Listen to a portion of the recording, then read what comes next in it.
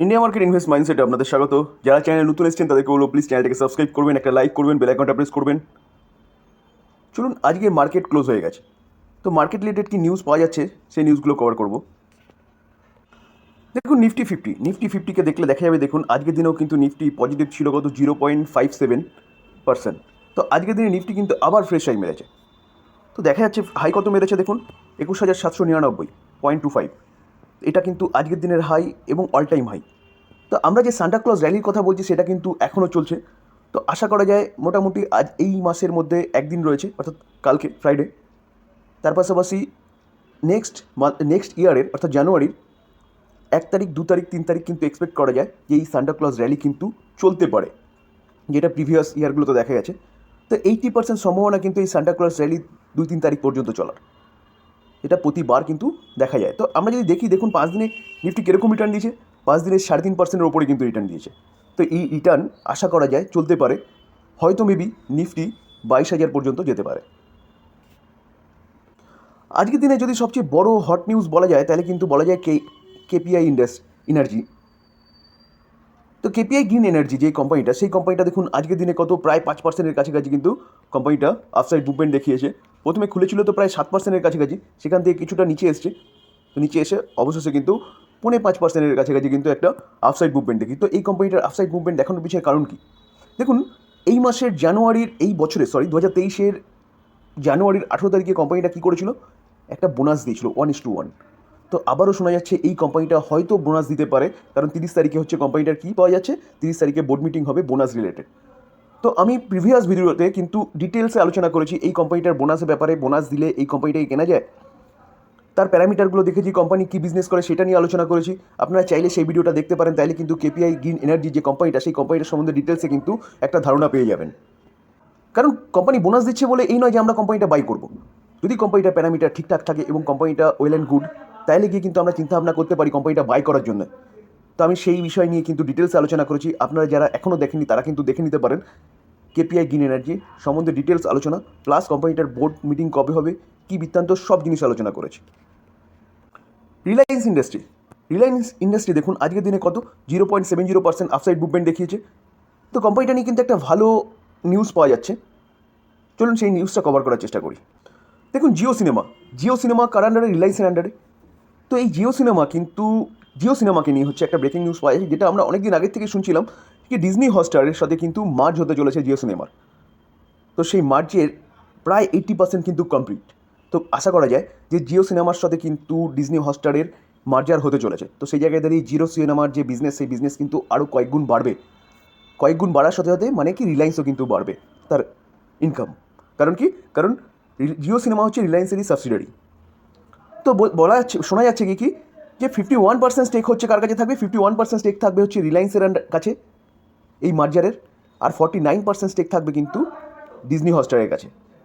শুধু only for Disney হটস্টারের কিন্তু যে ইন্ডিয়ার যে বিজনেস, সেই বিজনেসটাকে তারা হচ্ছে মার্চ করছে, ঠিক আছে। তো সেই জায়গায় দাঁড়িয়ে জিও সিনেমা এবং ডিজনি হটস্টার মিলে কিন্তু একটা রেভলিউশন আনতে পারে ওটিটি প্ল্যাটফর্মের ক্ষেত্রে।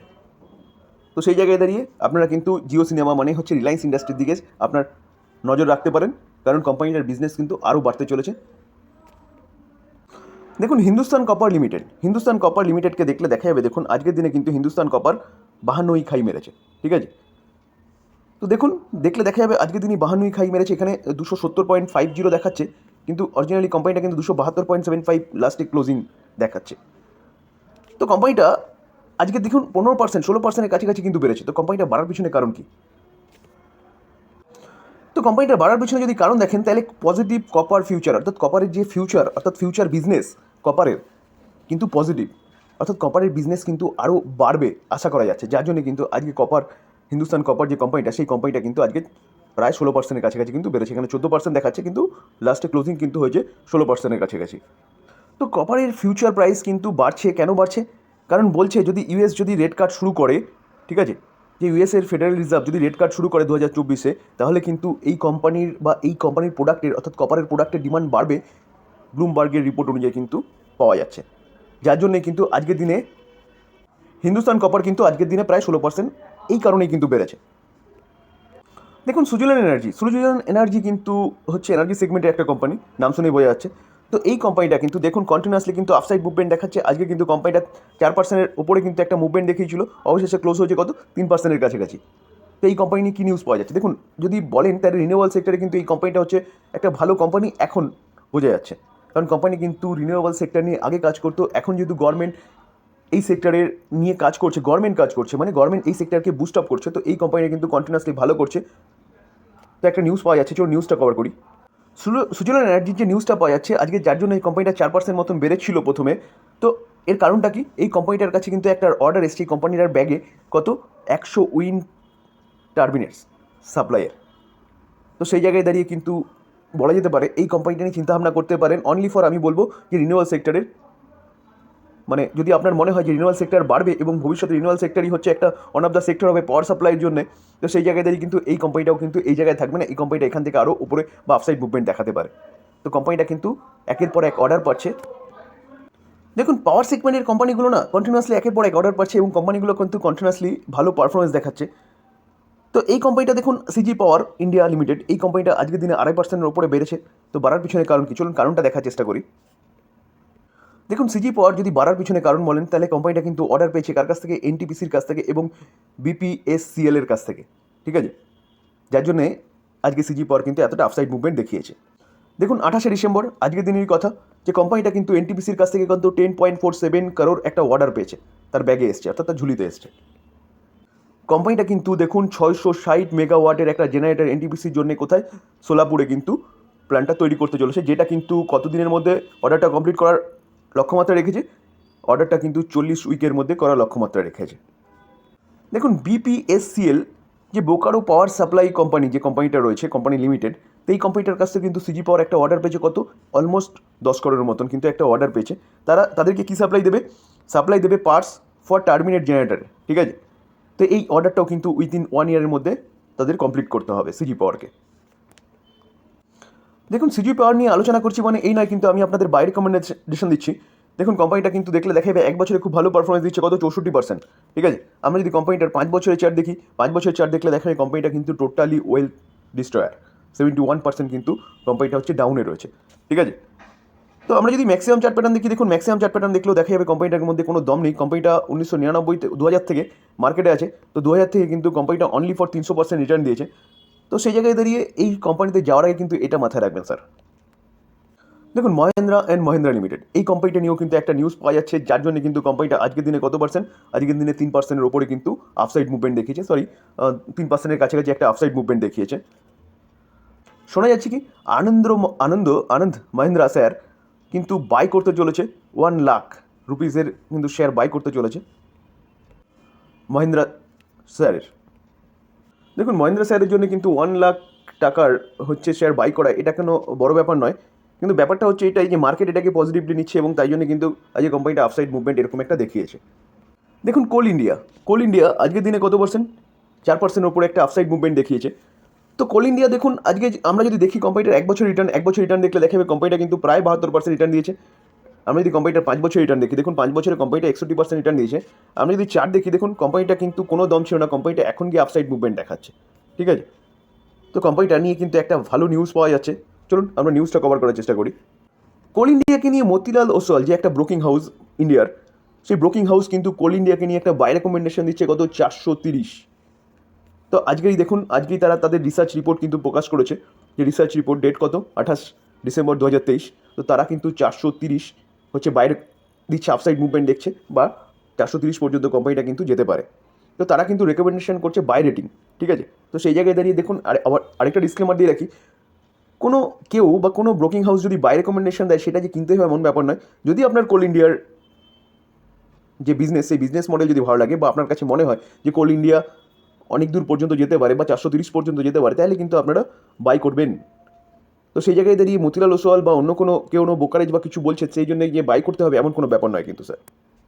কারণ দেখুন কোম্পানিটা রিসেন্টলি ভালো করছে, যার জন্য কোম্পানিটা ভালো একটা আপসাইড মুভমেন্ট দেখিয়েছে। আমরা চার্ট দেখলে দেখতে পারবো, দেখুন কোম্পানিটা কিন্তু 202% কিন্তু একটা আপসাইড মুভমেন্ট দেখেছি, কি তারও বেশি দেখেছে কত 21 থেকে 23 পর্যন্ত লাস্ট 2 বছরে। কিন্তু আমরা যদি কোম্পানিটার ম্যাক্সিমাম চার্ট প্যাটার্ন দেখি তাহলে দেখলে দেখা যাবে অনলি ফর কিন্তু 2010 থেকে কোম্পানিটা 9% মোটে আপসাইড মুভমেন্ট দেখিয়েছে। দেখুন চার্ট দেখলে দেখা যাবে কোম্পানিটা কন্টিনিউয়াসলি কিন্তু নিচেই আসছিল, এখন গিয়ে কোম্পানিটার মধ্যে একটা আপসাইড মুভমেন্ট দেখা গেছে। তো সেই জায়গায় দাঁড়িয়ে এখন বাড়ছে বলে যে হুট করে গিয়ে কিনে নেবো, বিজনেস না দেখে, কোম্পানির ব্যবসা না দেখে, কোম্পানির বিজনেস মডেল না দেখে, এটা বোকামি হবে। তো মতিলাল ওসওয়াল বুলিশ, এখন 381 চলছে, এখান থেকে কিন্তু একটা ভালো আপসাইড মুভমেন্টের কথা বলছে। তো আপনারা চিন্তা ভাবনা করে তারপরে গিয়ে বাই করবেন। দেখুন, housing and urban development corporation limited, এই কোম্পানিটা কিন্তু আজকের দিনে প্রায় 15%-এর ওপরে কিন্তু বেড়েছিল। অবশেষে কোম্পানিটা কিন্তু কিছুটা প্রফিট বুকিং দেখা গেছে এবং তার জন্য কিন্তু কোম্পানিটা কত 12%-এর ওপরে একটা আপসাইড মুভমেন্ট দেখিয়েছে অবশেষে মার্কেট ক্লোজ হতে হতে। তো কোম্পানিটা নিয়েও কিন্তু একটা নিউজ পাওয়া যাচ্ছে, চলুন নিউজটা দেখি। যে হুট করে দেখুন 18% একটা আপসাইড মুভমেন্ট দেখিয়েছিল, অবশ্যই 12%-এ ক্লোজ হয়েছে। তো কোম্পানিটা এতটা আপসাইড মুভমেন্ট দেখানোর কারণ কি? কারণ কোম্পানিটা কিন্তু 14,500 করোড় একটা মৌ স্বাক্ষর করেছে কার সাথে? গুজরাট গভর্নমেন্টের সাথে। দেখুন, গুজরাট গভর্নমেন্ট এই কোম্পানিটার মাধ্যমে কত 14,500 করোড় কিন্তু একটা ইনভেস্ট করছে, যেখানে কিসের জন্য? যে financing of housing and urban infrastructure প্রজেক্টের জন্য। তাহলে কোম্পানিটা কিন্তু গুজরাটের কাছ থেকে বা গুজরাট গভর্নমেন্টের কাছ থেকে কিন্তু একটা ভালো অর্ডার পেয়েছে। তো সেই জায়গায় দাঁড়িয়ে কিন্তু আপনারা এই কোম্পানিটা আপনাদের রাডারে রাখতে পারেন। কত অ্যামাউন্ট হচ্ছে মাথায় রাখবেন? 14,500 করোড়, মানে একটা বিশাল অ্যামাউন্ট কিন্তু এই কোম্পানিটা হচ্ছে অর্ডার পেয়েছে গুজরাট গভর্নমেন্টের কাছ থেকে। দেখুন, জোম্যাটোকে নিয়ে একটা নিউজ পাওয়া যাচ্ছে, খারাপ নিউজ, যার জন্য কোম্পানিটা কিন্তু 3% মতন পড়েছে। তো কোম্পানি নিয়ে কী নিউজ পাওয়া যাচ্ছে চলুন দেখি। দেখুন, জোম্যাটো একটা শো কজ নোটিশ পেয়েছে কত 402 করোড়ের। কিসের জন্য? Unpaid GST on deliver charges. তো জিএসটি তারা আনপেড অর্থাৎ পেড করেনি, তার জন্য 404 করোড়ের কিন্তু একটা জোম্যাটো একটা নোটিশ পেয়েছে। তো সেই জন্যই কিন্তু আজকে কোম্পানিটা 3%-এর ওপরে কিন্তু পড়েছে। কোম্পানিটার বিজনেস মডেল ভালো, কারণ আপনি বাড়িতে বসে এই কোম্পানিগুলোর মাধ্যমে কিন্তু খাবার বা অর্ডার ডেলিভার পেয়ে যাচ্ছেন। তো সেই জায়গায় দাঁড়িয়ে বিজনেস মডেল ভালো, কিন্তু কোম্পানিগুলো হচ্ছে মানে মার্কেটকে ক্যাপচারের জন্য এতদিন ধরে ছুটছিল। তো যাই হোক, কোম্পানি বেশ প্রফিটের একটা স্বাদ চেখেছে, যার জন্য কোম্পানিটা কিন্তু ভালো পারফরমেন্স করেছিল। আমরা যদি লাস্ট 6 মাস দেখি, তাহলে 6 মাসে দেখলে দেখা যাবে 64% ওপরে উঠেছে কোম্পানিটা। তো এই একটা নিউজের জন্য কিন্তু কোম্পানিটা, এটা একটা সত্যি বাজে নিউজ। তো বাজে নিউজের জন্য আজকে কিন্তু কোম্পানিটা হচ্ছে 3%-এর ওপরে কিন্তু পড়েছে। তাই বলে কোম্পানি কি বিজনেস বন্ধ হয়ে গেছে? হয়তো কয়েকদিন একটু এরকম হয়তো আরও পড়তে পারে মেবি। তো তাই বলে কিন্তু কোম্পানির বিজনেস মডেল শেষ হয়ে যায়নি। তো সেই জায়গায় দাঁড়িয়ে কিন্তু লং টার্মের জন্য যারা ভাবেন তারা কিন্তু এই কোম্পানি নিয়ে চিন্তাভাবনা করতে পারেন, কারণ কোম্পানি হচ্ছে বিজনেস মডেল ভালো, ঠিক আছে। তার পাশাপাশি মনে রাখবেন কোম্পানিটার মার্কেট ক্যাপ কিন্তু খুবই কম, অনলি ফর 1,000 করোড় হচ্ছে কোম্পানিটার মার্কেট ক্যাপ। তো এইসব মাথায় রেখে কিন্তু চিন্তাভাবনা নেবেন বাই করার। তো এই ছিল মার্কেট রিলেটেড কিছু নিউজ, যেখানে আমরা কিন্তু এখনও দেখতে পেলাম সান্টা ক্লজ র্যালি যেটা কিন্তু চলছে, এবং তার পাশাপাশি কেপিআই গ্রিন এনার্জি কিন্তু বোনাস আসতে চলেছে।